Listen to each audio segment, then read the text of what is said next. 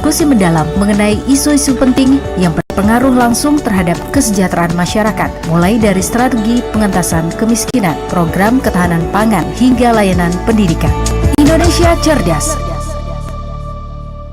Terima kasih pendengar, Anda masih bersama kami di Pro 1 RRI Palembang, kanal informasi dan inspirasi di menit ke-6 lepas dari pukul 15 waktu Indonesia Barat. Saatnya kami hadirkan Indonesia Cerdas untuk Anda terkait topik transformasi pendidikan. Apakah ijazah masih menjamin pekerjaan? Tentunya di edisi hari ini, Rabu 17 Juni 2026. Nanti akan membersamai kita langsung narasumber yang nantinya akan siap membagikan informasi dan juga edukasi serta pengalaman-pengalaman baru yang mungkin akan baru kita ketahui hari ini. Tapi sebelum itu kami informasikan kepada Anda pendengar, pendidikan merupakan fondasi utama dalam membentuk kualitas sumber daya manusia yang mampu menghadapi perkembangan zaman. Seiring dengan kemajuan teknologi, globalisasi, dan juga perubahan kebutuhan dunia kerja, sistem pendidikan mengalami berbagai transformasi untuk menghasilkan lulusan yang lebih kompeten, adaptif, dan juga inovatif. Salah satu indikator yang sering digunakan untuk melihat capaian pendidikan seseorang adalah ijazah terakhir yang dimiliki. Ijazah terakhir juga tidak hanya mencerminkan tingkat pendidikan yang telah ditempuh, tetapi juga menggambarkan proses pengembangan pengetahuan, keterampilan, dan juga karakter yang diperoleh selama masa belajar. Jadi transformasi pendidikan mendorong perubahan paradigma dari sekedar memperoleh ijazah menuju penguasaan kompetensi yang relevan dengan kebutuhan masyarakat dan dunia kerja. Tapi dalam konteks ini juga nantinya setiap jenjang pendidikan memiliki peran penting dalam membentuk kemampuan individu untuk beradaptasi dengan tantangan masa depan. Oleh karena itu pendengar, pemahaman mengenai perjalanan pendidikan berdasarkan ijazah terakhir menjadi penting sebagai bahan refleksi terhadap perkembangan kualitas pendidikan serta kontribusi dalam meningkatkan kapasitas dan juga daya saing sumber daya manusianya sendiri. Semuanya akan kita bahas lebih lanjut terkait topik transformasi pendidikan, apakah ijazah masih menjamin pekerjaan. Sudah hadir membersamai kita langsung di studio Pro 1 RRI Palembang dari praktisi pendidikan. Ada Pak Yohanes Agus Taruna, SSI MM CDMP, CAIP, dan juga CBME. Kita sapa terlebih dahulu. Selamat sore. Selamat sore kembali Pak Yohanes ya. Oke, sebentar kita inikan dulu untuk mikrofonnya. Kita usahakan dulu untuk suaranya bisa masuk ya. Oke. Pendengar, kami juga informasikan untuk Anda, siaran kami kali ini juga bisa Anda saksikan melalui kanal YouTube kami di Pro 1 RRI Palembang, atau pendengar juga bisa mendengarkan lewat aplikasi RRI Digital yang nantinya bisa diunduh di Play Store dan juga di App Store. Oke. Coba kita tes lagi. Cek, ada suaranya Pak? Ya, ada suara. Oke, sebentar. Kita coba dulu ya. Oke, ada ya? Selamat sore. Selamat sore. Alhamdulillah sudah termasuk. Oke, Pak Yohanes, apa kabarnya nih? Luar biasa, Bang Pilih. Alhamdulillah luar biasa ya. Oke, jadi untuk saat ini lagi sibuk apa nih Pak Yohanes? Banyak ya, saya bolak-balik Palembang, Jakarta. Pekerjaan saya tidak bukan memang di dunia pendidikan. Seperti itu Bang Pirli. Oke. Jadi saat ini memang fokusnya ke pendidikan ya? Ke education ya. Education. Oke. Pak Yohanes saat ini berarti memang fokus di dunia pendidikan ya? Iya, dunia sejak pendidikan. 2010 kita punya lembaga pendidikan formal. Tapi sebelumnya dari tahun 95 saya memang sudah bergelut di pendidikan ya. Oke. Jadi pendidikan non formal dan formal. Oke. Nah ini Pak Yo ya, kalau misalkan kita ambil dari topik kita pada sore hari ini, apakah ijazah masih menjamin pekerjaan? Iya.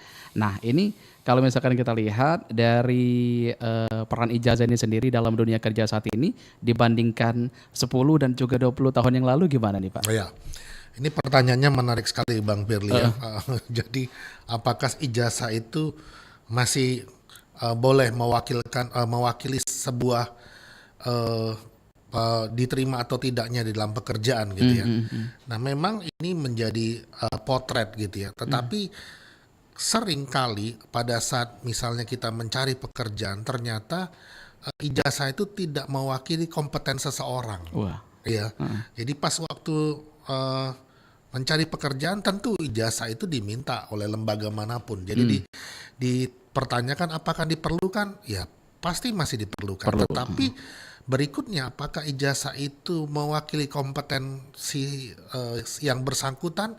Nah seringkali kita menemukan ternyata tidak cukup kompeten gitu ya.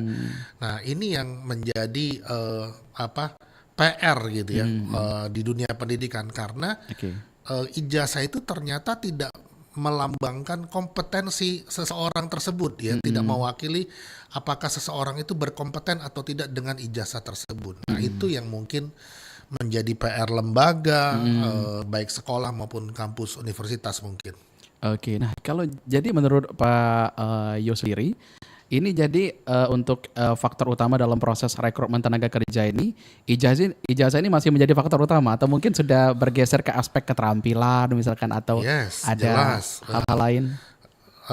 Makin kesini makin jelas memang ke masalah keterampilan, kompetensi gitu ya. Jadi sebuah potret keadaan sekarang kan jumlah pengangguran itu kan bertambah banyak gitu ya. Bertambah banyak dan itu ternyata tidak berbanding lurus dengan jumlah lapangan pekerjaan yang tersedia. Ya, ada catatan yang saya temukan dari hasil riset BPS, Badan Pusat Statistik 6 Februari 2024 ternyata jumlah pengangguran itu bertambah banyak sekitar 7,2 juta jiwa. Nah, ini besar sekali ya. Dan kemudian tingkat pengangguran terbuka itu tercatat 5,32% pertambahannya. Nah, sementara jumlah lapangan pekerjaan yang tersedia bahkan ada yang menulis 25 juta pekerjaan baru tercipta di Indonesia. Dan itu artinya ada 85% pekerjaan masa depan yang belum ada saat ini, atau masa lampau. Jadi artinya ada angka yang menunjukkan tidak berbanding lurus, tetapi berbanding terbalik. Nah ini kenapa terjadi? Saya melihat bahwa kualitas lulusan itu tidak mampu menjawab kebutuhan industri kerja saat ini. Jadi ini kan era 5.0. Jadi apakah lulusan itu mampu menjawab kebutuhan kerja masa kini dan masa depan. Nah, kenapa banyak pengangguran? Tentunya karena tidak mampunya menjawab kebutuhan tersebut. Nah, kenapa tidak mampu? Nah, tentu karena kualitas lulusan gitu kan, bukan cuma sekedar secarik ijazah tadi, tetapi kualitas atau kompetensi si lulusan itu ternyata tidak mampu menjawab kebutuhan industri kerja saat ini. Kebutuhan instansi yang dibutuhkan tadi ya? Iya, betul. Jadi kan sekarang kan lapangan pekerjaan itu bertambah, Bang. Bukan berkurang. Ya, di dunia teknologi online, lapangan pekerjaan itu kan ada di mana-mana. Bisa ditemukan dari mana saja gitu ya. Bukan hanya harus berkantor di satu tempat, tapi mereka bisa ngantor dari mana saja. Mana saja. Jadi pekerjaan itu ada di mana-mana. Nah, tetapi nyatanya lapangan pekerjaan justru terus bertambah. Nah, ini kan menjadi sebuah fenomena menarik ya menurut saya dan harus ada solusinya gitu. Nah, kalau untuk lulusan yang berijazah tinggi nih Pak, kira-kira kenapa sih masih susah sekali untuk mendapatkan pekerjaan? Iya, ternyata lulusan S1 penyumbang pengangguran terbanyak di Indonesia ya.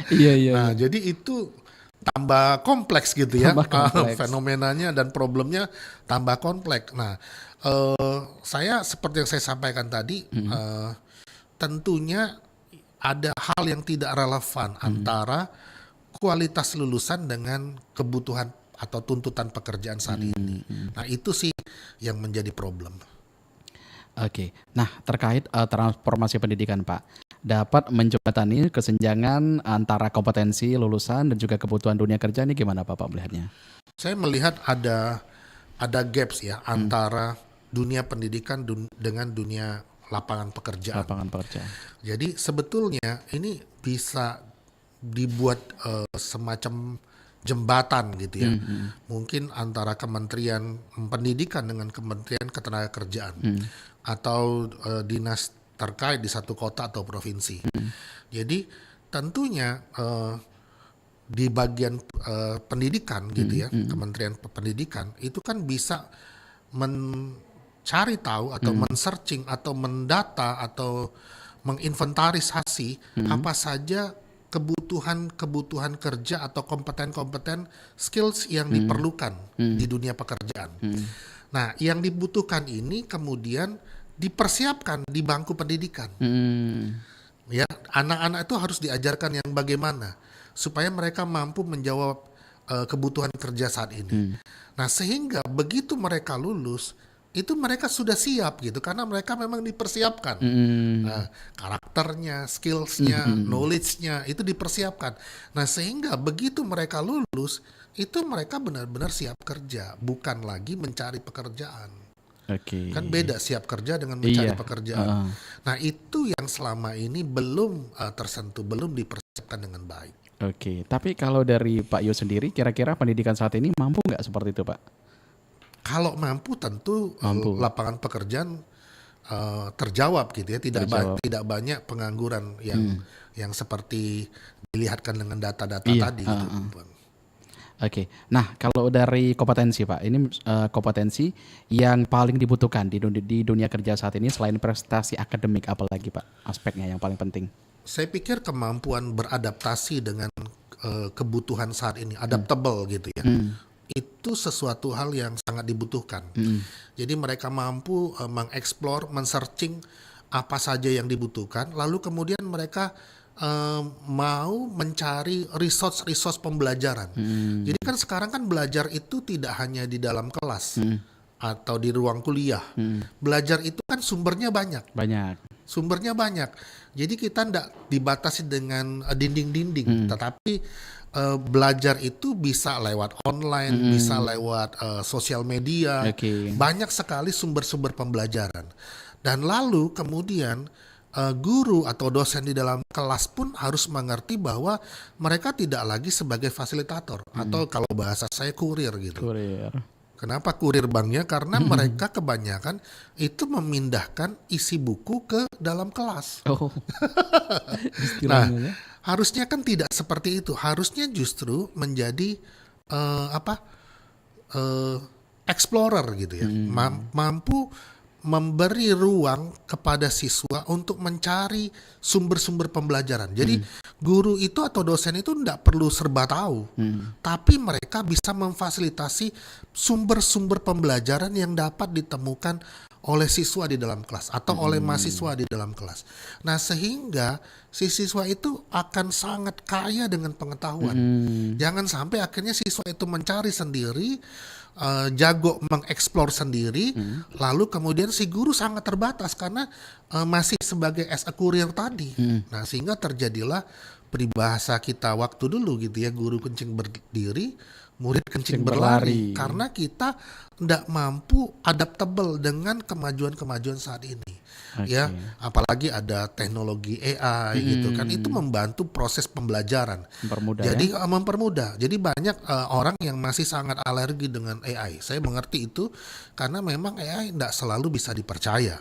Tetapi coba perhatikan dan kemudian coba lihat bahwa akan sangat berbeda seseorang bekerja dengan AI, maksudnya dibantu dengan AI, dengan satu orang lain yang bekerja tanpa dibantu dengan AI. Manual, hasil kualitasnya pasti lebih baik, pasti lebih bagus yang mengerjakan pekerjaan dengan menggunakan AI.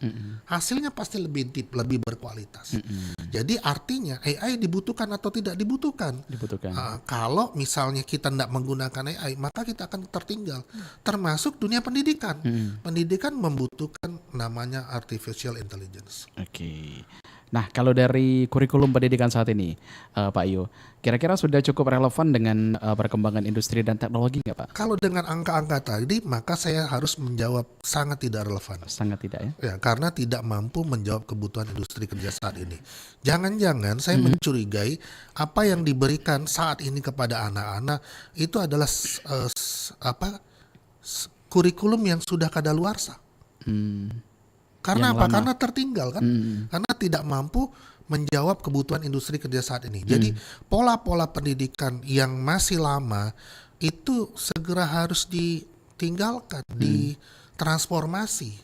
Ya, kalau kita pernah nonton film Transformer itu kan transformasi itu benar-benar terjadi gitu Ada ya. ya. Ada gitu. Nah, jadi kalau misalnya pola pendidikannya masih lama, cara berpikirnya masih lama, kemudian guru-gurunya tidak segera berbenah, sekolah juga tidak segera berbenah, apa yang terjadi? Yang terjadi kita masih berputar-putar dengan Tertinggal. kondisi yang tertinggal.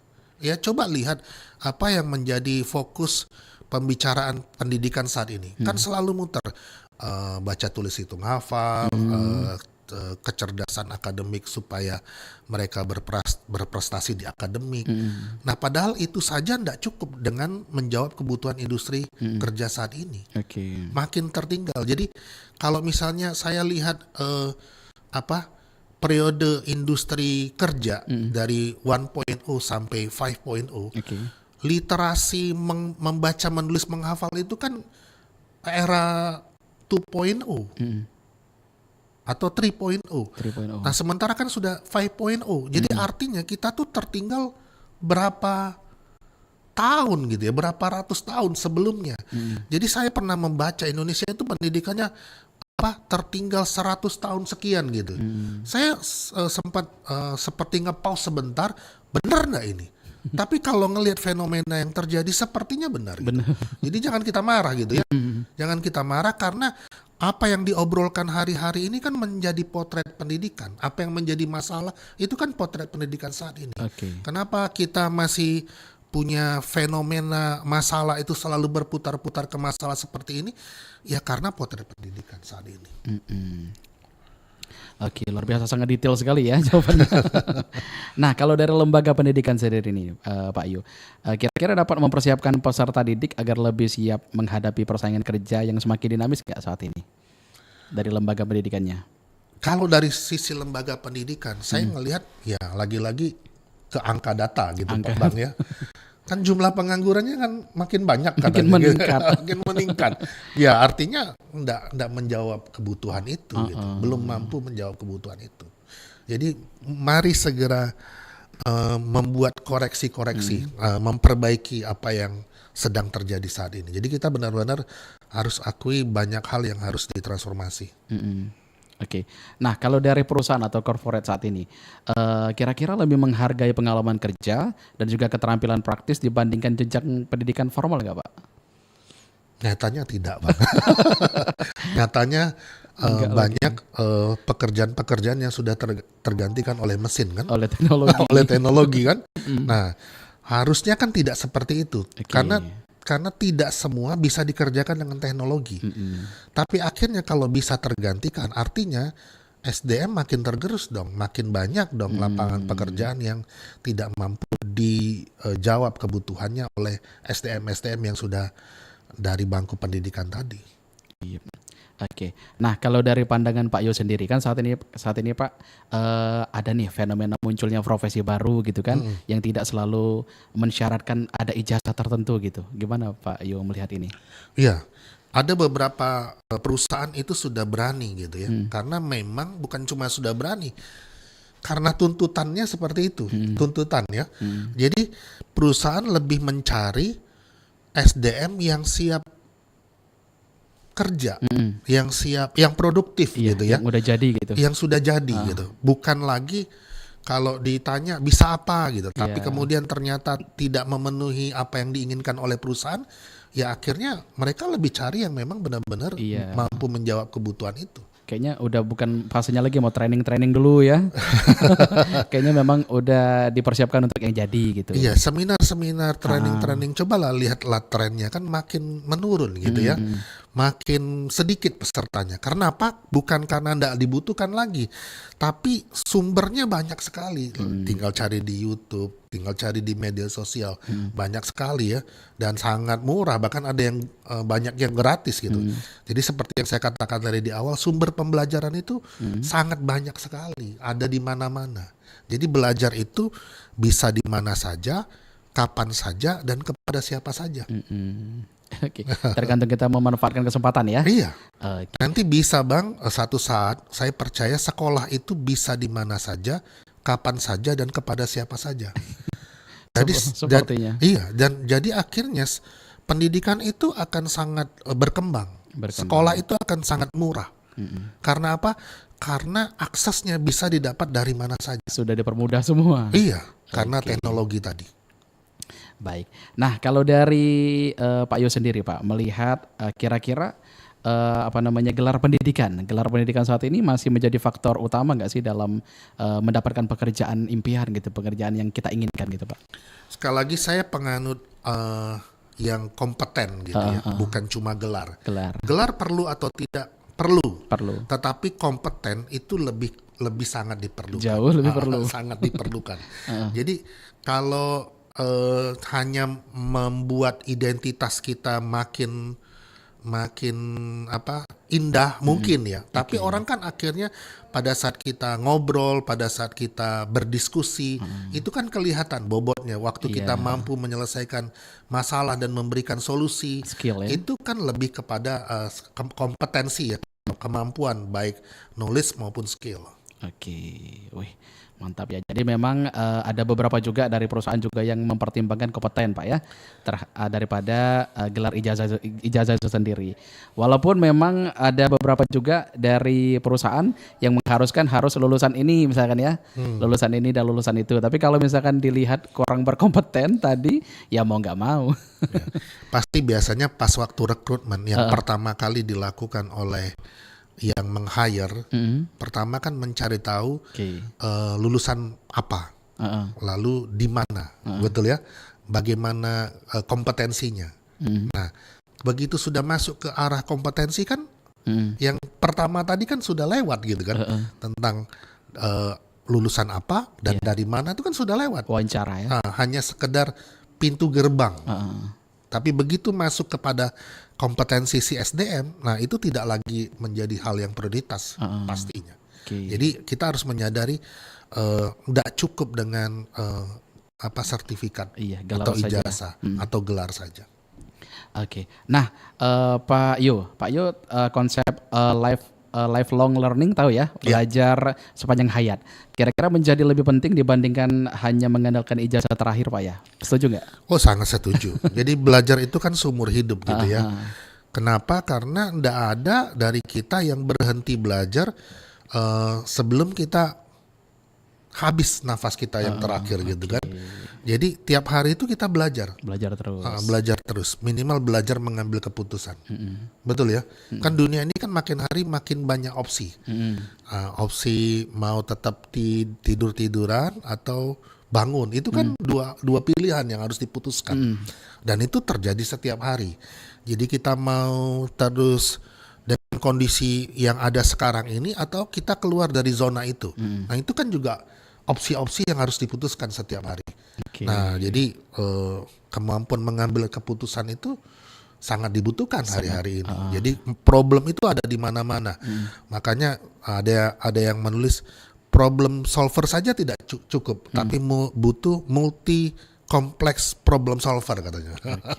Karena masalah makin hari makin banyak. Jadi yang mampu membuat solusi itu yang sangat dibutuhkan saat ini. Oke, wah mantap sekali ya. Baru sesi pertama tapi sudah banyak sekali memberikan informasi dan juga edukasi pada pilih pribadi dan juga para pendengar tentunya. Pak dengar, kita break dulu ya Pak Yo. Kita nanti akan kembali lagi masih dengan topik yang sama, transformasi pendidikan. Apakah ijazah masih menjamin pekerjaan saat ini? Pendengar pastikan Anda tetap bersama kami di Pro 1 RRI Palembang, kanal informasi dan inspirasi. Faris, makan dulu sana. Jangan paksain diri kamu loh, nanti sakit. Iya Bu, bentar lagi ya. Ibu perhatikan seminggu ini sibuk terus ya. Iya Bu, masa pandemi ini memang tugas sebagai guru juga makin berat. Harus terus memantau anak didik, walau secara online dan ngasih tugas-tugas agar dikerjakan. Sejujurnya aku takut Bu, Indonesia akan kekurangan orang-orang hebat karena kurangnya kesadaran belajar. Untuk itu, pendidikan di Indonesia jangan sampai kendor hanya karena PSBB transisi, PPKM darurat, sampai PPKM level 4. Indonesia harus terus melahirkan generasi bangsa yang cerdas, Bu. Iya, ngerti. Ibu doakan terus ya buat kamu dan guru-guru lain, biar terus sehat, semangat bagi ilmunya ke anak-anak.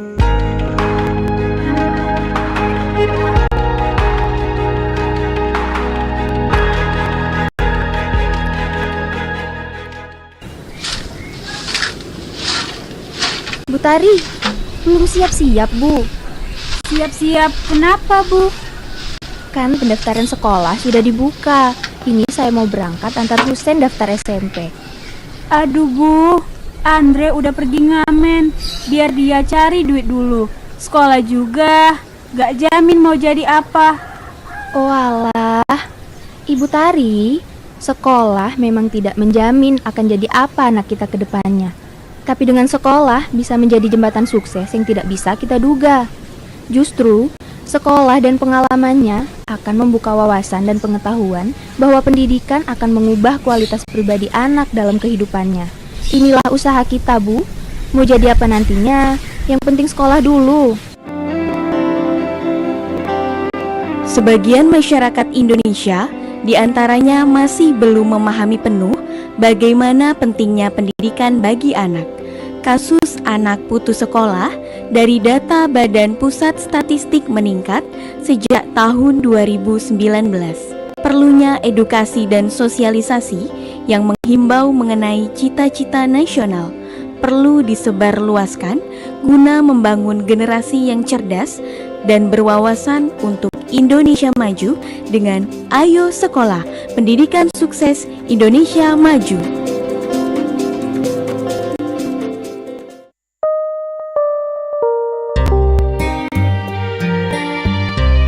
Pendidikan merupakan elemen penting dalam kehidupan.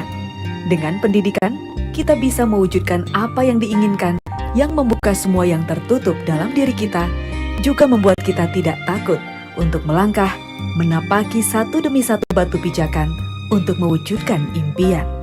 Dengan pendidikan, Sang Pencipta memberikan kita akal untuk berpikir dan mencari ilmu. Pendidikan sejatinya tercermin dalam perilaku diri, tak peduli seberapa kertas angka yang dimiliki. Terima kasih Bapak Pendidikan Nasional Ki Hajar Dewantara. Kami siap mewujudkan cita-cita luhur bangsa yang akan melahirkan generasi unggul meneruskan perjuanganmu. Serentak bergerak, wujudkan Merdeka Belajar.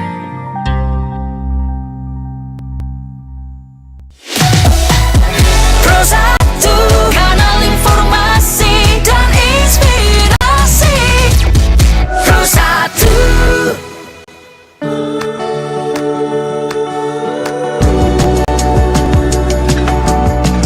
Masih bersama Anda, Indonesia Cerdas. Terima kasih pendengar, Anda masih bersama kami di Pro 1 RRI Palembang, kanal informasi dan inspirasi di menit ke-34 lepas dari pukul 15 waktu Indonesia Barat. Kita masih di Indonesia Cerdas, masih membahas mengenai transformasi pendidikan, apakah ijazah masih menjamin pekerjaan, dan masih membersamai kita langsung di studio Pro 1 RRI Palembang, praktisi pendidikan Pak Yohanes Agus Taruna, SSI, MM, CDMP, CAIP, CBME. Kita sapa terlebih dahulu kembali. Masih aman Pak ya? Aman Pak. Aman, terkendali. Tadi udah banyak juga nih Pak kita bahas mengenai topik yang sudah kita perbincangkan tadi. Nah kalau dari Pak Yo sendiri melihat peran pemerintah Pak, peran pemerintah, sekolah maupun perguruan tinggi dalam memastikan lulusan bisa memiliki daya saing yang tinggi setelah lulus nanti gimana Pak? Ya, jadi seperti yang disampaikan di sesi sebelumnya, bahwa ini ada gap gitu ya, ada gap yang butuh jembatan gitu ya. Kenapa jumlah pengangguran itu terus bertambah? Itu kan sebuah problem yang harus ditemukan solusinya. Jadi kalau problem itu masih terus menjadi problem, artinya kan selama ini tidak dicari solusinya. Ya, kok terus-terusan jumlah pengangguran itu bertambah. Nah, artinya kan ada yang salah. Kalau ada yang salah berarti kan harus ada yang segera diperbaiki, dibenahi. Supaya apa? Supaya tahun berikutnya tidak seperti itu lagi. Nah, kalau misalnya masih berulang berarti pertanyaannya apakah selama ini sudah diperbaiki atau jangan-jangan memang kita terlalu nyaman dengan zona seperti ini. Nah kan yang kasihan kan adalah anak-anak atau generasi Indonesia ke depan itu kan tidak global netizen. Jadi mereka tidak mampu bersaing dengan dunia global. Jadi akhirnya kita makin hari makin kalah ini dengan globalisasi. Kita tidak mampu menjawab kebutuhan kebutuhan industri itu kan bukan cuma regional di sebuah daerah atau di sebuah negara, tapi mampu menjawab kebutuhan dunia. Jadi kan sekarang sudah eranya era globalisasi. Nah, sudah masuk ke situ, ya artinya ya SDM yang dipersiapkan adalah SDM yang mampu menjawab kebutuhan globalisasi tersebut. Yang mampu ya. Iya. Nah, jadi kalau misalnya kita masih terjebak ke situasi-situasi yang Zona tadi. saat ini yang sedang berlangsung, zona saat ini, ya akhirnya kita terus-terusan terjebak dengan kondisi seperti ini. Iya, Jadi tertinggal kalau terus. Bang Willy bilang ini, ya jawabannya kita masih tertinggal dan tertinggal terus jadinya. Oke. Nah, kalau dari ini Pak, kalau dari penyelarasan gitu, untuk cara menyelaraskan pilihan jurusan dengan kebutuhan dunia kerja saat ini yang terus berubah, ini gimana Pak? Jadi memang harus buat riset gitu ya. Jadi lembaga-lembaga terkait atau pemangku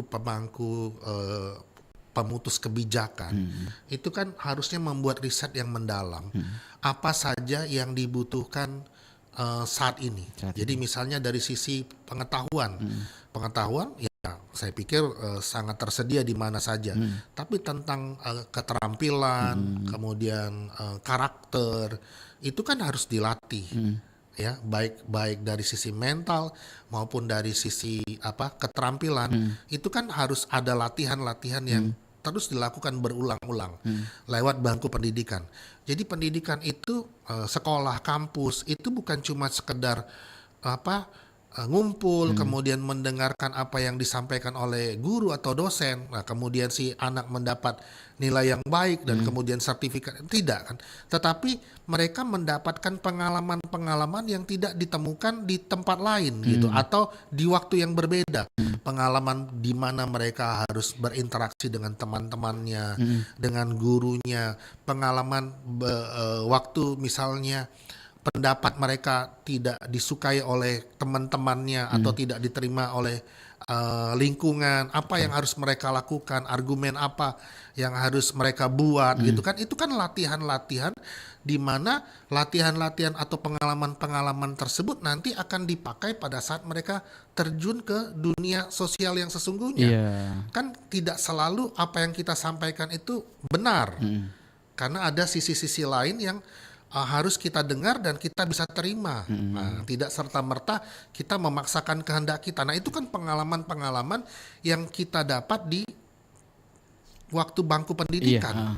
Waktu kita bisa menerima keberhasilan, kita juga bisa menerima kegagalan. Nah, itu kan juga sebuah pengalaman di dalam pembelajaran. Kita tahu yang namanya fairness gitu ya, berani berkata jujur dan kemudian punya integritas dalam mengambil sebuah pendapat. Itu kan pengalaman pada saat pembelajaran. Nah, kalau misalnya pengalaman-pengalaman itu tidak terpraktek dengan baik, tidak diterapkan, apa yang terjadi? Yang terjadi di dunia sosial yang sesungguhnya, anak-anak itu tidak berani berkata jujur, tidak bisa menerima kegagalan, tidak bisa menerima perbedaan, apalagi bicara tentang integritas akan sangat sulit sekali. Nah, itu kan sebenarnya pengalaman-pengalaman yang didapat pada saat pendidikan. Bukan cuma sekedar nilai atau ijazah tadi kan, Bang. Betul. Setuju. Nah, itu yang harusnya menjadi penekanan pada saat ini, karena dunianya memang sudah menuntut ke hal-hal yang bersifat nyata, bukan hanya sekedar secari kertas. Bukan hanya nilai saja ya. Bukan hanya sekedar angka-angka gitu. Oke, karena biar nantinya pas masuk ke kehidupan yang sebenarnya, dunia kerja yang sebenarnya tidak shock gitu ya Pak ya? Iya. Sudah terlatih Sudah terlatih, sudah memang dipersiapkan gitu ya. Jadi karena ya sekali lagi pengalaman itu justru dapatnya di bangku pendidikan. Jadi pas waktu sudah berpengalaman, ya mereka tinggal mempraktekkan pengalaman yang sudah didapat dari bangku pendidikan tadi. Oke, mantap. Nah, kalau dari Pak Yo sendiri Pak, melihat pengalaman magang atau praktik kerja dibandingkan nilai akademik ini seberapa penting Pak? Iya, jadi sebetulnya kan pengalaman magang itu kan sekali lagi kan dimulai dengan kata pengalaman. Gitu ya. Artinya sebelum masuk ke dunia pekerjaan yang sesungguhnya, ini kan menjadi sebuah momen atau waktu yang didapatkan oleh si siswa atau mahasiswa tadi gitu kan, dan itu mempersiapkan dia untuk masuk ke dunia kerja yang sesungguhnya. Nantinya.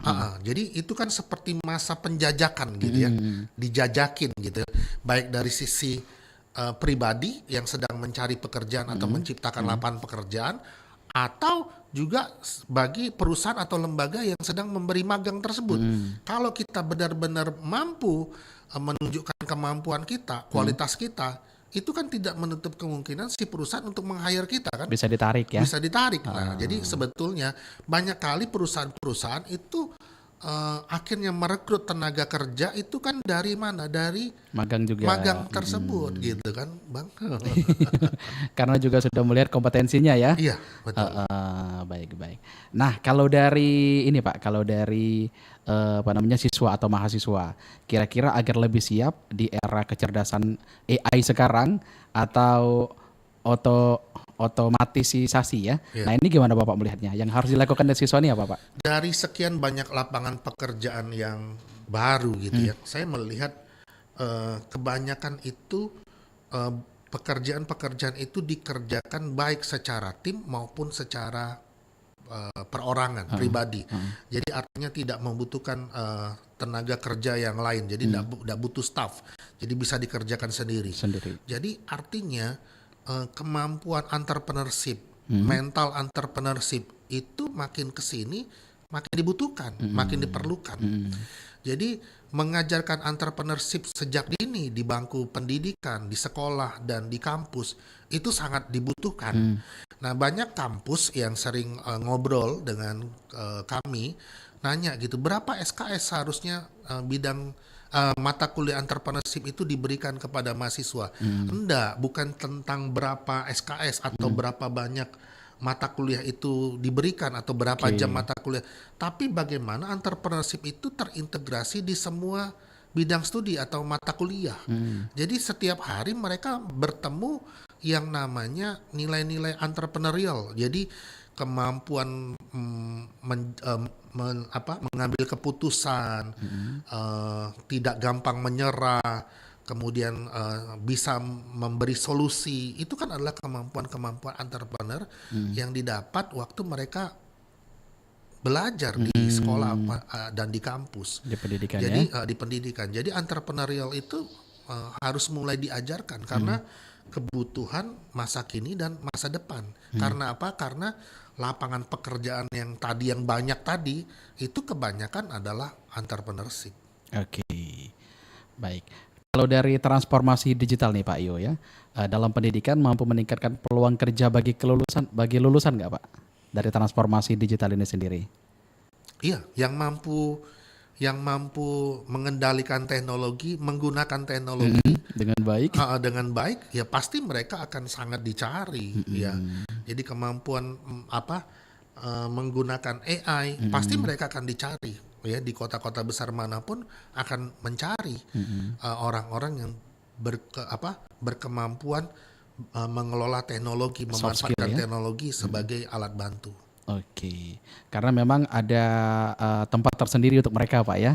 Iya. Yang memiliki soft skill atau hard skill. Saya sendiri sangat terbiasa bekerja dengan AI. Teknologi. Jadi saya punya asisten yang kerjanya bisa 24 jam.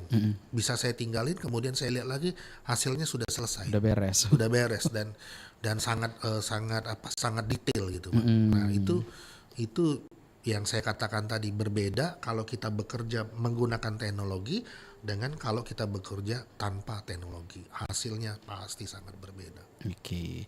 Baik. Nah, kalau dari Pak Yo sendiri Pak, untuk cara mengubah pola pikir Pak, cara mengubah pola pikir masyarakat yang masih menganggap ijazah ini sebagai satu-satunya tolak ukur kesuksesan untuk karir, itu gimana Pak? Ya, pertama mindset. Mindset. Ya. Jadi mindset kita tuh harus kita harus growth, punya growth mindset. Oke. Jadi bukan fixed mindset. Lawan growth itu kan fix.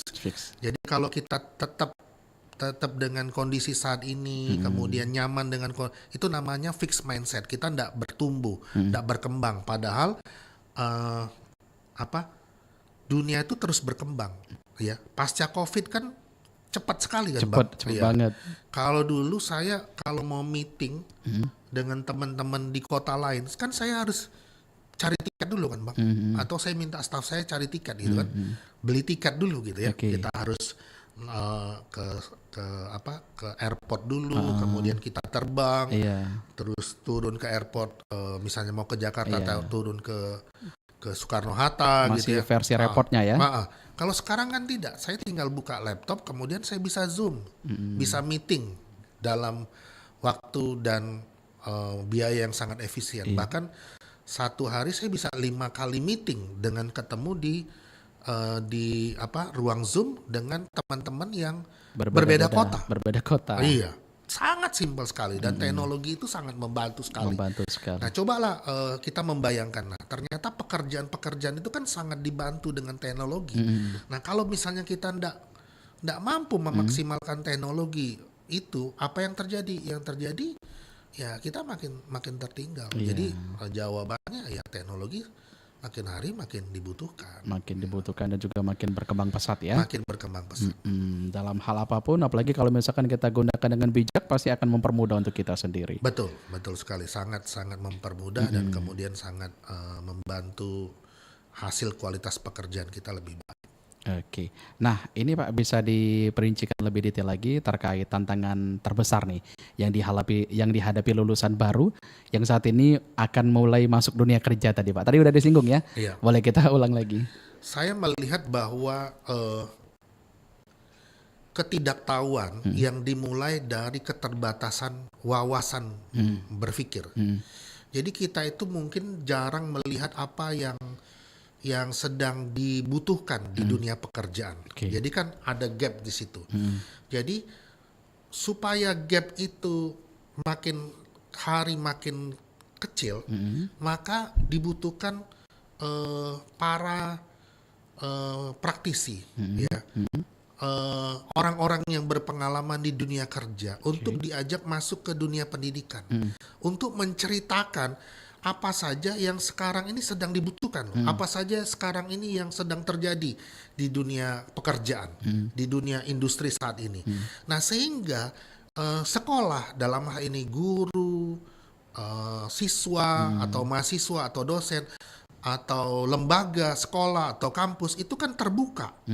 Karena selama ini kan mungkin tidak pernah terbuka, mungkin tidak pernah tahu, mungkin wawasannya masih sangat sempit gitu ya. Harus lebih tahu ngelihat, oh ini loh perubahan-perubahan yang sedang terjadi. Karena apa? Karena hari-hari yang sedang kita lalui ini adalah hari-hari yang belum pernah ada di hari-hari sebelumnya. Betul kan Bang? Serius Betul, kan, Bang? betul.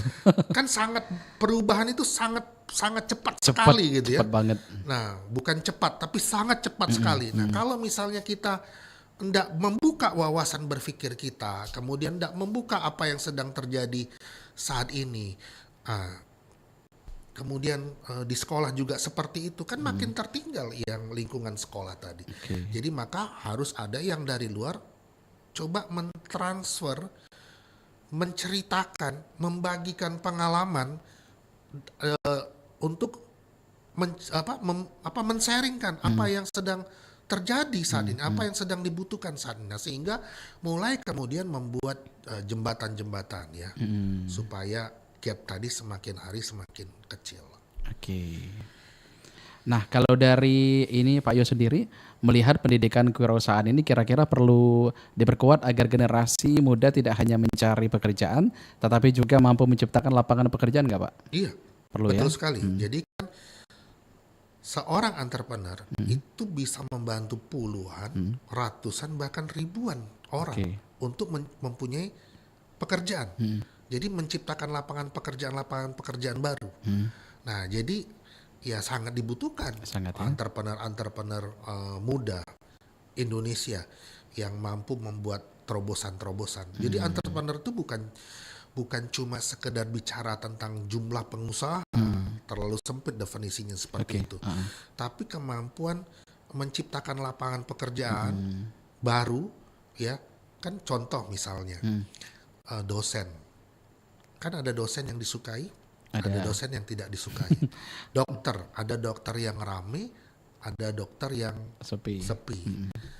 Ada host, reporter yang sangat interaktif, ada yang biasa-biasa saja. Yang pendengarnya atau penontonnya banyak, fansnya banyak, followernya banyak, atau it's about entrepreneur. Yes, betul. Bukan cuma sekedar personalnya, tetapi karakternya, kemampuannya, mentalnya, itu adalah entrepreneur All package yang ya. sesungguhnya. Jadi yang diajarkan itu seharusnya bukan to be-nya, tapi how to-nya. Ya. Bagaimana?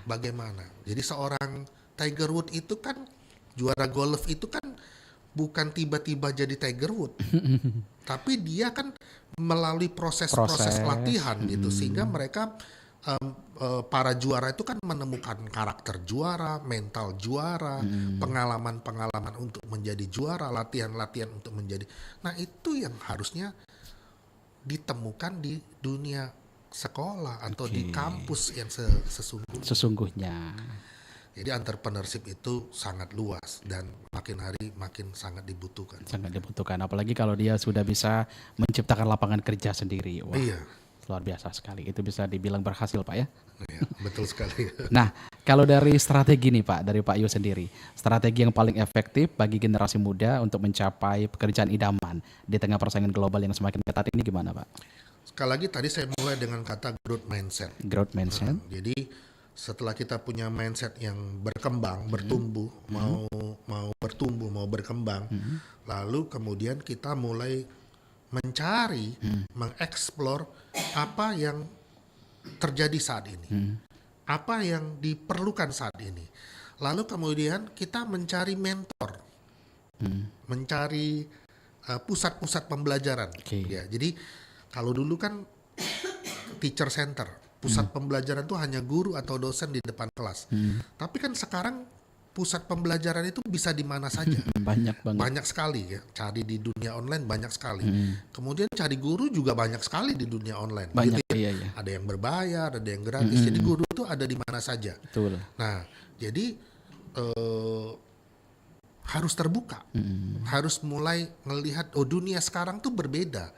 Kalau dulu kan cuman difasilitasi di dalam kelas atau di sekolah atau di kampus, tapi sekarang kan ada di mana-mana. Nah itu sudah pertama growth mindset, kemudian membuka wawasan bahwa belajar itu bisa didapat dari mana saja, kapan saja, dan kepada siapa saja.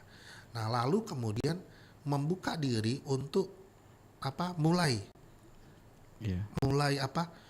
bertindak, mulai mengerjakan apa yang sebelumnya mungkin kita belum bisa kerjakan. Coba terus sampai akhirnya kita benar-benar expert. Jadi jangan gampang menyerah. Hari-hari ini kan ngetop itu ya, strawberry generation, Gen Z kan hari ini. Kan yang kan dunia kerja saat ini kan majority itu kan di Gen Z kan. Gen Z. Usia produktifnya itu kan di Gen Z kan hari-hari ini. Nah tapi kan masalahnya kalau misalnya Gen strawberry, indah di luar, lembek di dalam katanya. Terus itu diiyain, diamenin, diyakini gitu ya. Nah akhirnya ya sudah, akhirnya mereka menjadi generasi yang indah di luar, lembek di dalam. Iya. Nah harusnya ditolak gitu ya. Enggak diimani gitu ya. Enggak diimani dan tidak diameni gitu ya. Iya. Jadi harusnya saya generasi yang mampu menjawab kebutuhan industri saat ini. Ditepis harusnya ya. Ditepis dan kemudian kita menunjukkan bahwa kita bukan generasi. Bukan seperti itu. Seperti itu. Jadi akhirnya kita mau bangun lebih pagi, kemudian kita berani untuk berubah, berani untuk berjuang, berani untuk tidak menyerah gitu ya. Nah itu kan mental-mental yang harus diasah dari diri sendiri, dari dalam gitu ya. Bukan sejak dari juga. Lingkungan luar, tapi justru dari dalam. Harus dari diri sendiri Pak ya? Dari diri sendiri, karena tidak ada orang yang sukses kalau dia malas-malasan. Orang yang sukses itu pasti rajin. Pasti rajin dan pasti mau berproses ya? Berproses dan terus belajar. Bukan cari ijazah, tapi memang mencari pengalaman. Iya.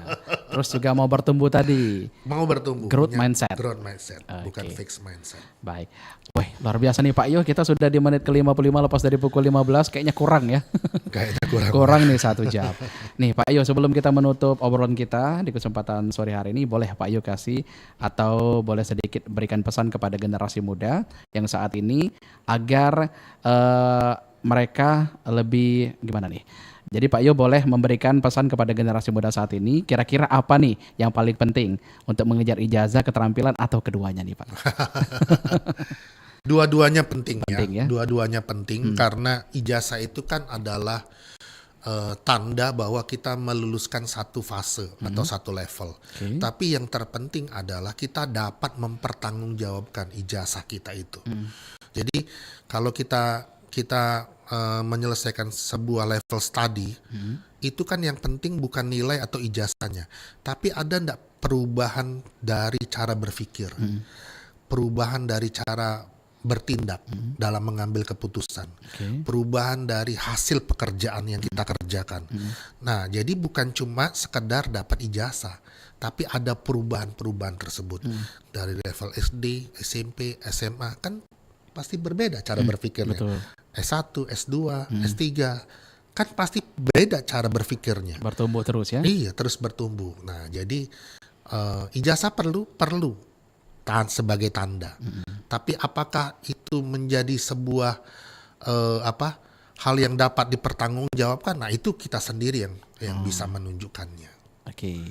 Tidak bisa dijadikan tolak ukur juga ya? Tidak bisa dijadikan tolak ukur. Jadi hari-hari ini kalau kita menyadari memang kita sudah jauh tertinggal, ibarat kita lari, kemudian di depan kita itu sudah ada orang di depan yang harus kita kejar.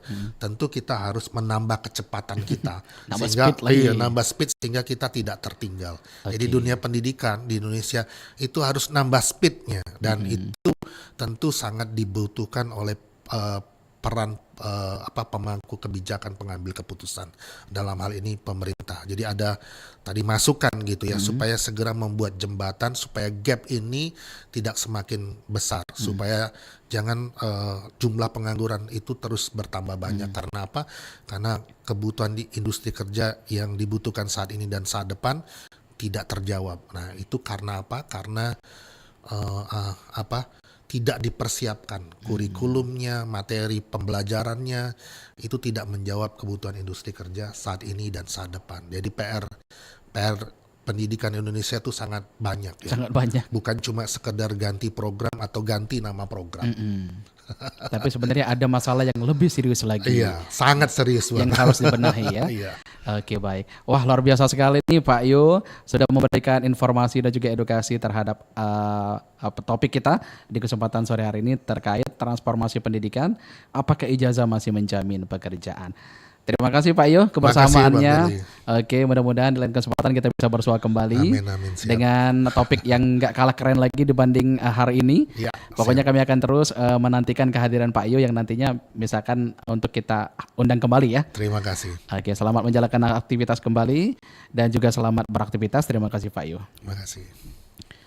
Baik pendengar, baru saja tadi kita ikuti bersama dialog interaktif Indonesia Cerdas bersama dengan Pak Yohanes Agus Taruna, SSI MM, CDMP, CAIP, CBME, praktisi pendidikan, membahas mengenai transformasi pendidikan, apakah ijazah masih menjamin pekerjaan. Pendengar, tentunya semoga setiap pemilik ijazah terakhir baik lulusan SMA, SMK, diploma maupun sarjana nantinya diberikan kemudahan dalam mendapatkan pekerjaan yang sesuai dengan kemampuan, minat dan cita-citanya. Semoga proses rekrutmen semakin adil dan juga terbuka sehingga setiap pencari kerja memiliki kesempatan yang sama untuk meraih pekerjaan impian dan juga membangun masa depan yang lebih baik. Pendengar, kami informasikan untuk Anda di menit ke-00 lepas dari pukul 16 nanti. Kami juga akan mengajak Anda untuk mendengarkan Warta Berita Belajar Sumba langsung dari RRI Lampung. Pastikan Anda tetap bersama kami di Pro 1 RRI Palembang, kanal informasi dan inspirasi. Baru saja kita ikuti Indonesia Cerdas, program yang menghadirkan diskusi mendalam mengenai isu-isu penting yang berpengaruh langsung terhadap kesejahteraan masyarakat. Mulai dari strategi pengentasan kemiskinan, program ketahanan pangan, hingga layanan pendidikan. Terima kasih dan sampai jumpa.